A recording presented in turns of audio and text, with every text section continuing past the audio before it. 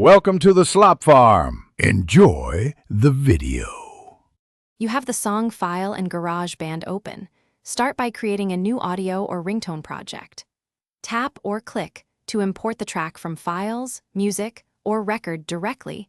Trim immediately to the portion you want and limit to 30 seconds since that's the maximum ringtone length. Once imported, zoom in to adjust the start and end points precisely, and make sure the track is set to a single audio region. This quick start avoids later redoing and prepares the clip for finer edits.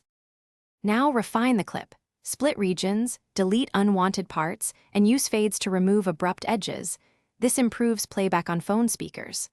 Apply EQ and light compression so the ringtone sounds clear at low volumes.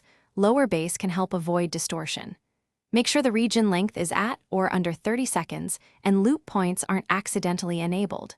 Once satisfied, set the project end marker precisely, double-check levels, and prepare to export as an AAC or ringtone format that your device. Export using GarageBand's share ringtone option, or export as AAC then change the extension to M4R for manual transfer.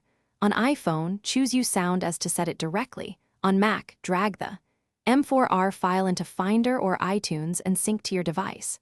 After syncing, assign the ringtone in Settings, Sounds, and Haptics. If installation fails, confirm the clip is 30 seconds or less, ensure file type is M4R, and check GarageBand and Files app permissions. Fix those and try again. Thanks for watching. Consider subscribing if we helped you today.